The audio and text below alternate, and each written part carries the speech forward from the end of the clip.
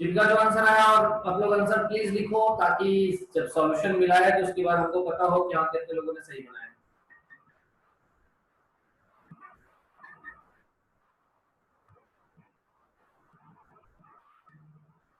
जल्दी जल्दी सारे लोग रिस्पॉन्ड करने में कहा सोए थे क्या? 40 आंसर अगर हमने यहाँ पे कहा है तो 40 लोगों का आंसर आने में हमको कितना सेकंड लगना चाहिए? 10 सेकंड। सब लोगों को टाइप करके तो सिर्फ सेंड करना है, मेरे स्क्रीन पे 40 आंसर तुरंत आ जाएंगे 40 लोगों के, उन लोगों का आंसर क्या है।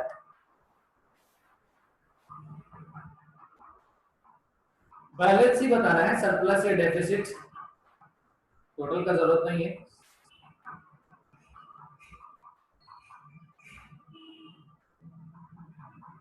क्योंकि पता चलेगी इसका क्या आंसर है और कौन सही है कौन गलत है।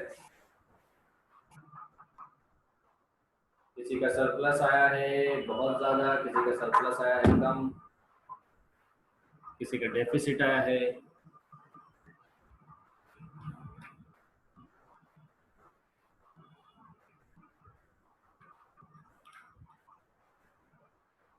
चलिए सॉल्यूशन आप लोगों के स्क्रीन पे 14A का, तो हम इसको सॉल्यूशन को रिकॉर्ड में भी डाल दें, ताकि इन केस, रिकॉर्डिंग में तो ऑलरेडी गया हुआ है।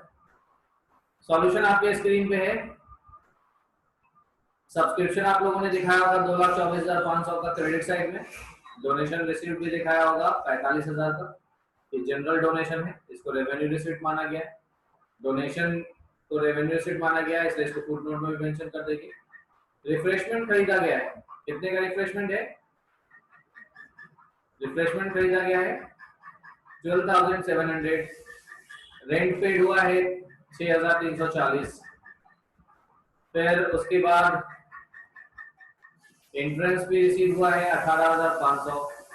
ऑनरेरियम पेड हुआ है सेक्रेटरी को 9,600। फिर उसके बाद है इंटरेस्ट ऑन इन्वेस्टमेंट 9,000।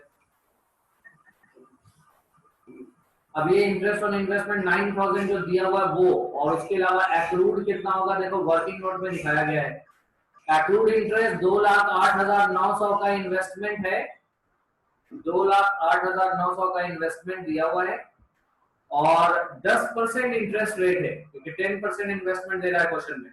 और जो इन्वेस्टमेंट दिया है या जिस डेट में इन्वेस्टमेंट किया है और साल के अंत का कंपेयर करोगे तो 9 मंथ आएगा, तो 9 महीने का इंटरेस्ट कैलकुलेट कर लेंगे, उसमें से 9,000 जो रिसीव हो गया वो अमाउंट घटा देंगे, तो आपको ये वो अमाउंट पता चल जाएगा जो अक्रूड इंटरेस्ट में आ रहा है। यानी अक्रूड इंटरेस्ट यानी अर्न हो गया है बट मिला नहीं है। ठीक है, तो एक्रूड इंटरेस्ट का अमाउंट आपके स्क्रीन पे नीचे में फुट नोट में 6,668, इसको ऐड कर देंगे 15,668। फिर profit on sale of furniture, furniture को बेचने से फायदा हुआ है 1,800 रुपए का, उसको शो करेंगे। स्पोर्ट्स मटेरियल 78,000 दिया हुआ है। स्पोर्ट्स मटेरियल के बाद है सेल ऑफ रिफ्रेशमेंट, चाय नाश्ता ये सब बेचा गया है, रिफ्रेशमेंट बेचा गया, उससे आया 35,800। सैलरी पेड किया गया 67,000। स्पोर्ट्स का एक्सपेंस क्वेश्चन में दिया हुआ था 65,000। अब इसको बैलेंस करेंगे तो क्रेडिट साइड का टोटल आया 3,41,268, और अगर किसी ने डिसमल में लिखा होगा तो 3,41,267.5। और डेबिट साइड 2,38,640 आएगा। इन दोनों अमाउंट का डिफरेंस निकाल लेंगे, सरप्लस आएगा 1,02,628। कुछ लोगों का आंसर करेक्ट है। किसी को कोई पॉइंट इसके सॉल्यूशन में, किसी को कोई पॉइंट कहीं पे कोई पार्ट नहीं समझ में आया, प्लीज आस्क द क्वेश्चन।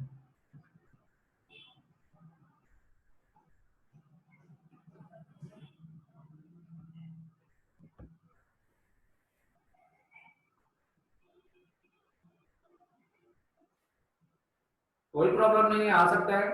1,02,627.5 आएगा, लेकिन जनरली रॉन्ड फिगर कर दिया जाता है।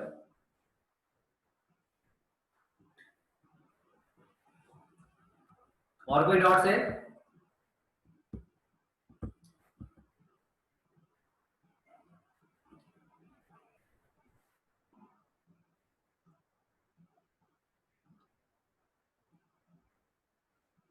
तो क्या फर्क पड़ता है, रिसीट ऑफ पेमेंट अकाउंट जब बनाओगे तो रिसीट ऑफ पेमेंट अकाउंट का रूल ध्यान में रखोगे, इनकम एक्सपेंडिचर बनाओगे तो इनकम एक्सपेंडिचर का रूल ध्यान में रखोगे। कंफ्यूजन तब होगा ना जब आपका कॉन्सेप्ट क्लियर नहीं है।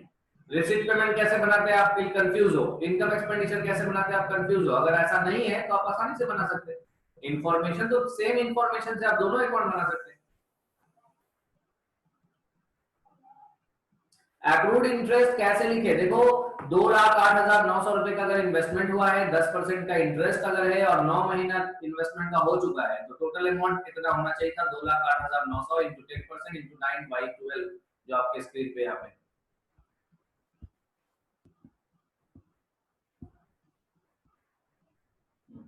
एक सेकेंड,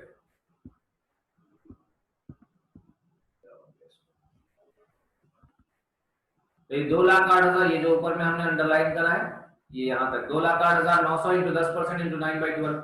लेकिन मिला कितना, 9,000 मिला है। रिसीट ऑफ पेमेंट में आपको 9,000 ही दिख रहा है, तो डिफरेंस अमाउंट निकाल लीजिए। 15,667.5 यानी लगभग 15,668 रुपया होना चाहिए था और 9,000 रुपया मिला है, तो बाकी 6,668 रुपया मिला नहीं है। नहीं मिला है, नो प्रॉब्लम, है तो करंट ईयर का ना,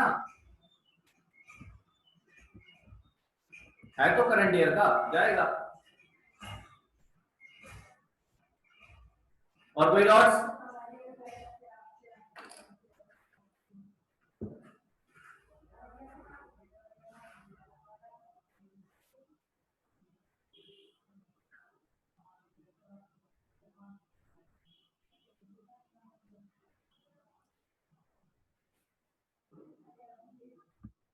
क्लियर हो गया इंटरेस्ट का पॉइंट।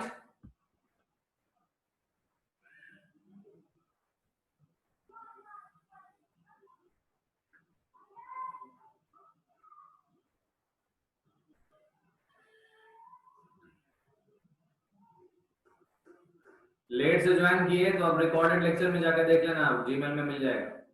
40 मिनट की क्लास में अगर फिर से बताएंगे तो खत्म हो जाएगा क्लास, रिपीट ही करते हो। इसलिए आप लोगों को पहले से हम बताते हैं कि टाइम पे ज्वाइन कीजिए। 8 बजे एग्जैक्टली हमने ऑन कर लिया था, 7 बजे से क्लास है वो 11th का, 11th का बैच टाइम चेंज कर दिया हमने।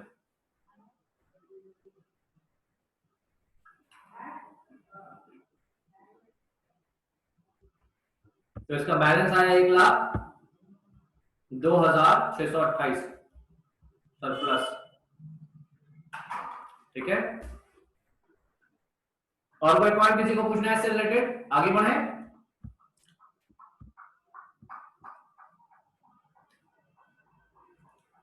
फर्नीचर परचेज नहीं जाएगा यहाँ, एसेट्स का परचेज नहीं जाना है यहाँ पे।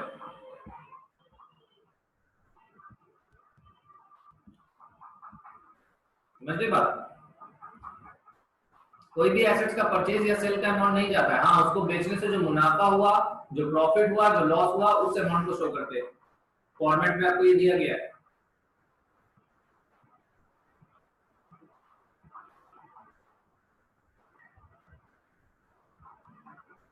नेक्स्ट क्वेश्चन की तरफ बढ़े। 2 क्वेश्चन दिया था ना, एक क्वेश्चन नंबर 8 भी दिया था आप लोगों को। परचेज ऑफ रिफ्रेशमेंट, रिफ्रेशमेंट यानी चाय नाश्ता वगैरह, तो इस सबको बेचने से जो इस सबको खरीदने से जो खर्चा हुआ, तो जाहिर सी बात है रिफ्रेशमेंट खरीदने में जो खर्चा हुआ तो ये तो खर्च है, जाएगा, रेवेन्यू एक्सपेंस है।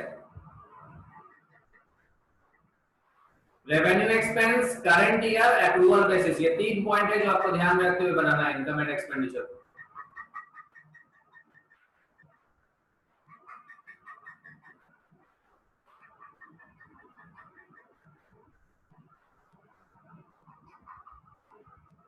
और कोई पॉइंट?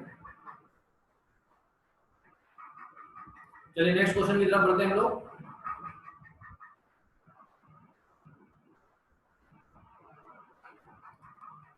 नेक्स्ट क्वेश्चन आप लोग का जो था वो था क्वेश्चन नंबर 8। नेक्स्ट क्वेश्चन कितना नंबर था? एक ही क्वेश्चन दिए थे, एक ही क्वेश्चन दिए थे। ओके,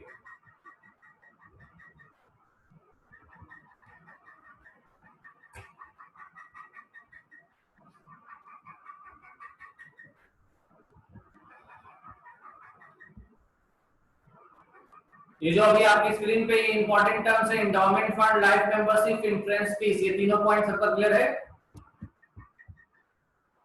कल के लेक्चर में आता है, इसमें से कोई पॉइंट रिपीट करना है?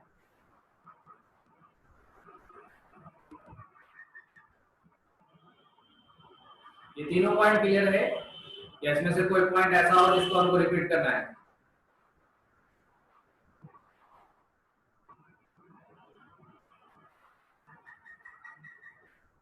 फर्स्ट वाला इंडोमेंट फंड। इंडोमेंट फंड जब कोई डोनर यानी नॉट फॉर प्रॉफिट ऑर्गेनाइजेशन में डोनेशन देने वाले, बहुत सारे ऐसे डोनर होते हैं जो अपने प्रॉपर्टी को डोनेट नहीं करते, लेकिन प्रॉपर्टी से आने वाले इनकम को के साथ डोनेट कंडीशन रखते हैं, यानी प्रॉपर्टी को देते हैं ये कंडीशन पे कि इससे आने वाला इनकम आपका होगा, तो उसको कहते हैं endowment fund. This fund contains assets donated by the donors with the condition that only the income earned by the assets can be used for the main activities of the organization. और principal amount जैसे है उसको वैसे ही छोड़ देना है, यानी principal asset जैसे है वैसे ही छोड़ देना है, सिर्फ उसके इनकम यूज कर लेना है। तो ये कैपिटल रिसीट है और ऐसे को इस तरह के रिसीट्स को लायबिलिटी साइड शो किया जाता है। ये तो हो गया पहला पॉइंट, इंडोमेंट फंड। किसी भी not for profit making organisation के मेंबर्स बने रहने के लिए दो काम करना पड़ता है। एक तो ये कि उनको रेगुलर हर साल एनुअली पेमेंट करते रहो, जिसको एनुअल मेंबरशिप फीस कहते हैं, या नहीं तो एक बार पेमेंट करते हैं लाइफ टाइम के लिए, उसको लाइफ मेंबरशिप फीस कहते हैं। तो अगर आप चाहते हैं कि किसी not for profit making organisation का लाइफ मेंबर बनना, तो आप उस ऑर्गेनाइजेशन में एक ही बार पेमेंट करते हैं। अच्छा, इस पेमेंट पे गौर करें तो ये पेमेंट पूरे लाइफ टाइम में एक ही बार रिसीव हुआ ना एक बंदे से, तो ये कैपिटल रिसीट हो गया, नॉन रिकरिंग नेचर का हो गया। तो इसको किस साइड शो करेंगे? बैलेंस शीट की लायबिलिटी साइड। तीसरा है इंट्रेंस और एडमिशन फीस। देखो, इंट्रेंस फीस और एडमिशन फीस उस अमाउंट को कहते हैं जो नए मेंबर्स के द्वारा ऑर्गेनाइजेशन को ज्वाइन करते वक्त पेड किया जाता है। अब इसका जो ओपिनियन है ना, इसके बारे में थोड़ा सा जिसको हम कह सकते हैं टू डिफरेंट ओपिनियन है। इस टू डिफरेंट ओपिनियन को हम थोड़ा सा डिटेल से आप लोगों को बताएंगे,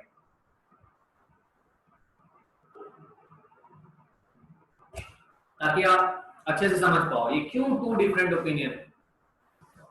देखो, असल बात जो है वो ये है कि कैपिटल नेचर या रेवेन्यू नेचर, दो तरह के नेचर के ट्रांजैक्शंस को रिकॉर्ड करेंगे। अगर कैपिटल नेचर है तो वो जाता है कहां? बैलेंस शीट के लायबिलिटी साइड। और अगर रेवेन्यू नेचर का है तो वो इनकम और एक्सपेंडिचर अकाउंट में चला जाएगा। मेन रूल तो यही है। अब जरा एंट्रेंस फीस या एडमिशन फीस के कैरेक्टरिस्टिक को देख लें हम लोग। अगर आप कैरेक्टरिस्टिक पे फोकस करोगे तो एंट्रेंस फीस का दो पहलू है।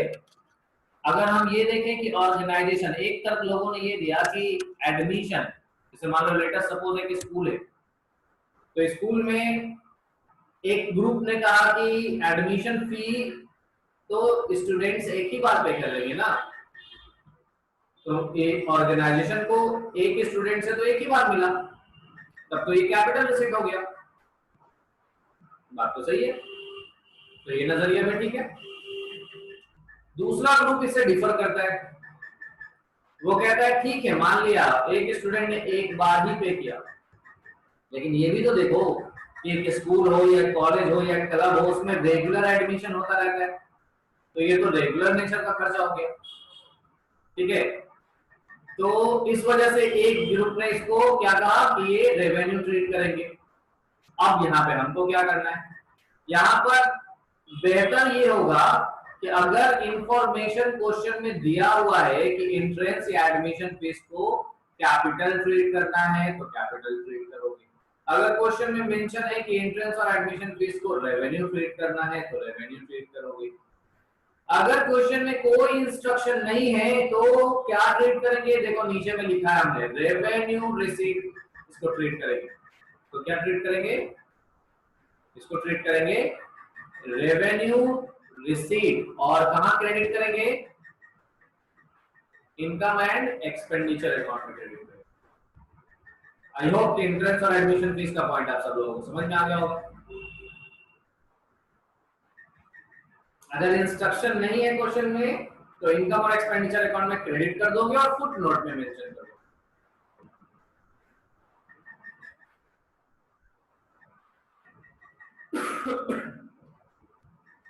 इंट्रेंस वाले का उनका ट्रीटमेंट में मिस्टेक हुआ है तो कोई बात नहीं है, बहुत सारे लोगों ने मिस्टेक किया होगा क्योंकि फर्स्ट टाइम जिन लोगों ने बनाया वो वहीं पर मिस्टेक करते हैं सारे लोग। मिस्टेक करना प्रॉब्लम नहीं है, मिस्टेक रिपीट करना प्रॉब्लमेटिक है। Make mistakes and learn from that, not to repeat the mistake. Mistake को repeat नहीं करना है। ये 3 पॉइंट क्लियर है जो आपके फ्रंट आपके स्क्रीन पे था, endowment fund, life membership fees, entrance and admission fee. अब आगे बढ़ रहे हैं हम। लेजेसी, डोनेशन, ये 2 पॉइंट में किसी को कोई पॉइंट जानना है जहां पे नहीं समझ आया हो, क्योंकि कल लास्ट 7 मिनट में हमने बहुत जल्दी जल्दी बताना पड़ा। जल्दी जल्दी बताने का रीजन ऑब्वियस था।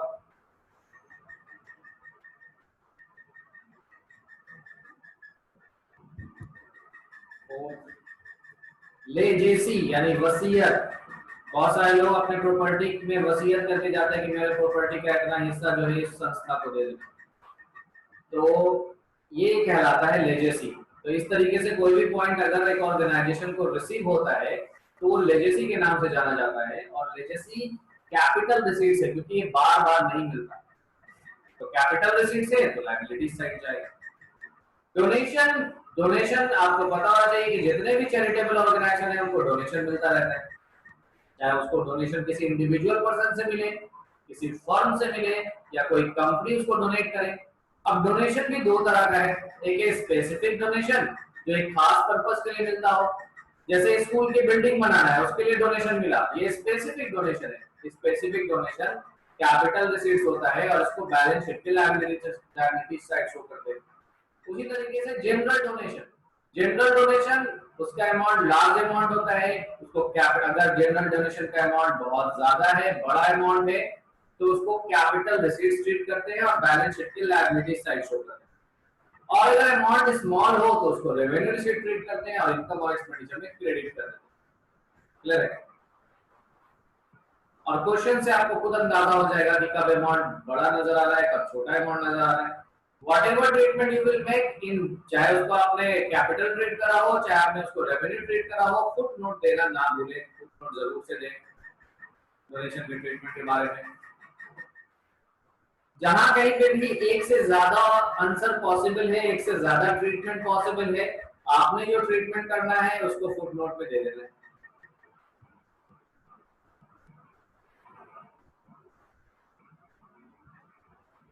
फिर आता है grant in aid. Grant in aid भी 2 तरह का है, grant in aid given by the government. Government भी बहुत सारे not for profit making organisation को सपोर्ट करता रहता है, फंडिंग देता रहता है। गवर्नमेंट की तरफ से ऐसा हेल्प 2 तरीके का होता है, एक होता है specific grant in aid. Specific grant in aid एक खास मकसद के लिए मिलता है, तो ये कैपिटल रिसीट हो गया, इसको बैलेंस शीट की लायबिलिटी साइड शो करेंगे। जनरल ग्रांट इन एड ये रेगुलरली मिलता रहता है, ये रेवेन्यू रिसीट से, इसको इनकम और एक्सपेंडिचर में क्रेडिट साइड शो करेंगे। इसके बारे में भी फुटनोट दे दिया करें ट्रीटमेंट का। न्यूज़पेपर हो, मैगजीन हो, या कोई ऐसा आइटम हो जो इस्तेमाल होता हो, या स्पोर्ट्स मटेरियल है जो रेगुलरली यूज हो जाता हो, तो इसके कंजम्पशन के अमाउंट को हम लोग रेवेन्यू नेचर का ट्रीट करेंगे। रेवेन्यू रिसीट्स होगा, इन सबको बेचने से जो भी पैसा आएगा वो रेवेन्यू रिसीट होगा, और इसको आप इनकम और एक्सपेंडिचर में क्रेडिट साइड शो करेंगे। फिक्स्ड एसेट्स को अगर आप बेचेंगे तो फिक्स्ड एसेट्स को बेचने से जो पैसा आता है वो कैपिटल रिसीट है, और कैपिटल रिसीट्स को बैलेंस शीट में शो करते हैं कैपिटल रिसीट से। और यहाँ पर लिखा गया होगा लायबिलिटी साइड शो करेंगे, लायबिलिटी साइड नहीं शो करेंगे। यहाँ पर ये पॉइंट आप लोगों को सुधार लेना है, सिर्फ यहाँ पर लिखना कैपिटल रिसीट्स। और जाहिर सी बात है बेचने से अगर पैसा आ गया तो कहाँ शो हो जाएगा, कैश में। तो ट्रीटेड एज कैपिटल रिसीट तक इसमें नोट पे लिखना है, ये आगे का पॉइंट नहीं लिखना है, तो जल्दी जल्दी हम ये बात नहीं बता पाए थे। तो ट्रीटेड एज कैपिटल रिसीट यानी कैपिटल रिसीट ट्रीट करना है, यानी बैलेंस शीट में जाएगा, शोन इन बैलेंस शीट। और बैलेंस शीट में कहा जाएगा, तो चूंकि बेचने से पैसा आ गया होगा तो कैश में शो होगा। हाँ, ये अलग बात है कि अगर आपने एसेट्स बेचा तो उससे अगर फायदा हुआ तो इनकम और एक्सपेंडिचर में लिखेंगे, और अगर उससे नुकसान हुआ बेचने से तो उसको आप इनकम एक्सपेंडिचर में डेबिट साइड, प्रॉफिट को क्रेडिट करेंगे, लॉस को डेबिट करेंगे।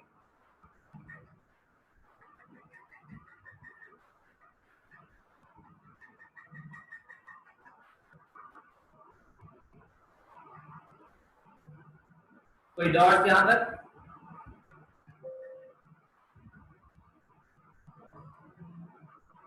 एनीवन? ये सारे पॉइंट सबको क्लियर हैं?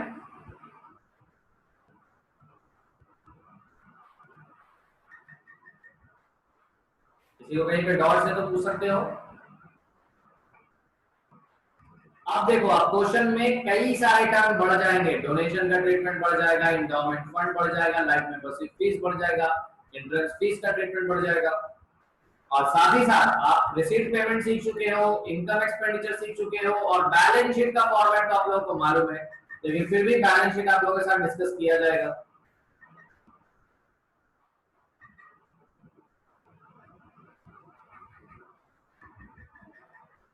वेट अ सेकंड, कोई डाउट हो तो अपना क्वेश्चन बॉक्स में जाकर क्वेश्चन पूछ सकते हो।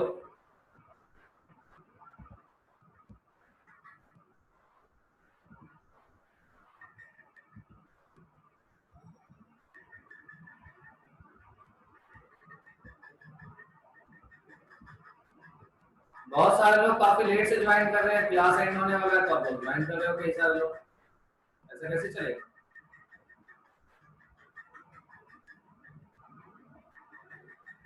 इस चैप्टर के हम लोग काफी आगे पहुंच चुके हैं, ऑलमोस्ट 60% ऑफ द सिलेबस आपको कंप्लीट हो चुका है। जिन लोगों का छूटा है वो लोग अपना जीमेल एड्रेस और एक मेल लिखिए, मेल के साथ साथ जो जो लेक्चर छूटा है वो लेक्चर का नंबर दीजिएगा, आपको वो सारे लेक्चर्स प्राइवेटली सेंड कर दिए जाएंगे।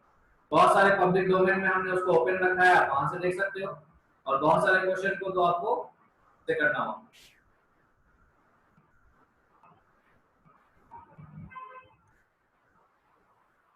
नाउ अब आप लोग एक चीज ध्यान रखें कि आप question long long question start होने वाला है, और टुमारोज क्लास, कल के क्लास से अकाउंट्स का लॉन्ग क्वेश्चन आएगा जिसमें आपको इनकम एक्सपेंडिचर और बैलेंस शीट दोनों बनाना पड़ेगा।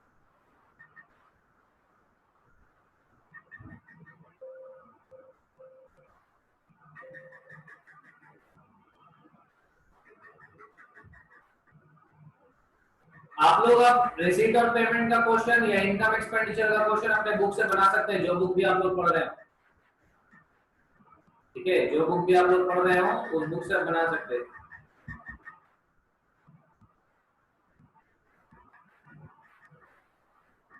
रिसीट और payment and income and expenditure account, ज्यादातर चांसेस है लॉन्ग क्वेश्चन नहीं आएगा बिहार बोर्ड के एग्जाम में।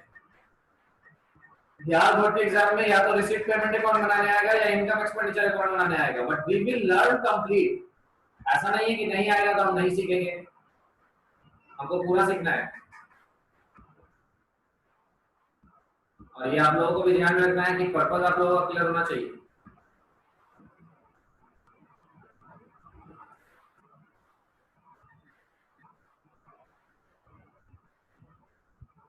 इस मंडे से, मंडे वेंसडे एंड मंडे से रखते हैं ट्यूसडे, ट्यूसडे थर्सडे सैटरडे, इस ट्यूसडे थर्सडे और सैटरडे 3 दिन जो है आपका सीए फाउंडेशन का मैथमेटिक्स स्टार्ट होगा। तो सीए फाउंडेशन के मैथ्स की क्लास जो लोग अटेंड कर रहे थे, जो चैप्टर चल रहा था, फिलहाल उन लोगों को मिलेगा इस वीक में, ये 3 क्लास में उन लोगों का बचा हुआ क्वेश्चन कंप्लीट करा देंगे हम ऑनलाइन। उसके बाद जो है नए चैप्टर से और लोग अगर ज्वाइन करना चाहेंगे तो ज्वाइन कर सकते हैं।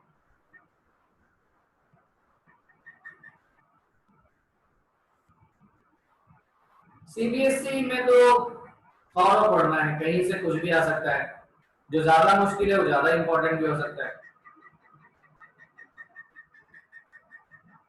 यहाँ सिखाया जाएगा सबको, वेदर इट डजंट मैटर कि आप बिहार बोर्ड से हैं कि आप सीबीएसई से। यहाँ पर इसलिए ये बता दिया कि रिसीट और पेमेंट अकाउंट और इनकम एक्सपेंडिचर अकाउंट सारे स्टूडेंट का अच्छा होना चाहिए, क्योंकि उससे रिलेटेड क्वेश्चन आना है। उसमें कोई भी स्टूडेंट जो है वो ये ना सोचे कि हमसे नहीं बनेगा, हम नहीं कर पाए। सारे लोगों को मेहनत करना है और रिसीट और पेमेंट अकाउंट और इनकम एक्सपेंडिचर अकाउंट को अच्छा करना है।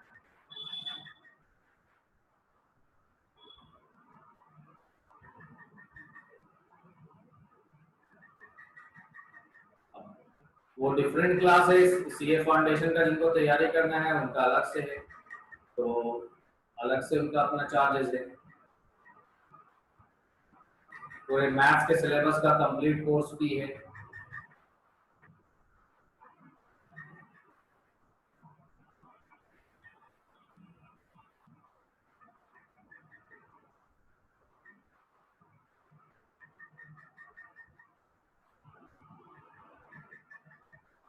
सीए फाउंडेशन मैथ्स का अलग से कोर्स भी है, वो आप लोगों को वहाँ बताया गया होगा इंस्टीट्यूट में। और वो काफी लॉन्ग टर्म कोर्स आप लोगों का चलेगा। मैथ्स तो भी रेगुलर चल रहा है। मैथ्स हम पहले इसलिए भी स्टार्ट करते हैं ताकि यही वो पेपर है जो आप लोगों को अटकाता है। सीए फाउंडेशन के स्टूडेंट्स को फाउंडेशन में यही पेपर मेनली अटका देता है। इसको जिसने पार कर लिया उसने, उसका मैक्सिमम चांसेस है कि वो निकाल लेगा। इसके बाद दूसरा अगर कोई पेपर थोड़ा डिफिकल्ट होता है तो वो है लॉ, बिजनेस लॉ। अदरवाइज बाकी सारे पेपर आप आसानी से निकाल लो। 11th 12th अच्छे से पढ़े हो, आराम से निकाल लो।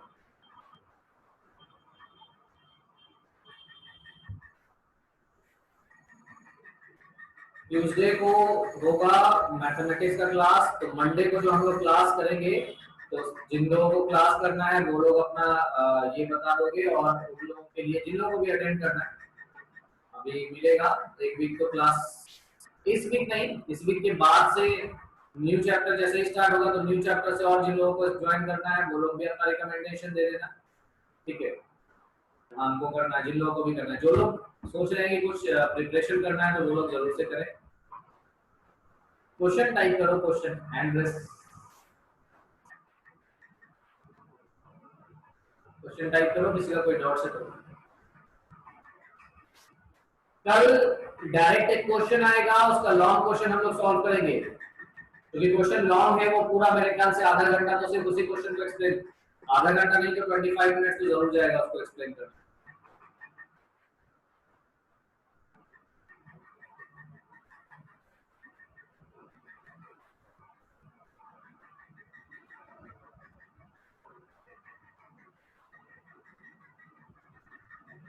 अकाउंट्स में, हाँ अकाउंट्स का क्वेश्चन है वो कल 25 मिनट लगेगा, लॉन्ग क्वेश्चन है। नोट्स कब मिलेगा? नोट्स जो है टेक्निकल इश्यूज की वजह से जो अपलोड नहीं हुआ था, तो हमने उसको तो कहा है अपलोड करने, तो आज जो आई होप आज कंफर्म करके हम अपडेट कर देंगे, नोट्स अपडेट हो जाएगा। पहला चैप्टर में जो दिक्कत हो रहा है, जैसे ही वो टेक्निकल इश्यूज खत्म हो जाएगा तो चैप्टर स्टार्ट होने से पहले ही आप लोगों को अगले लेक्चर पर मिल जाएगा, ठीक है।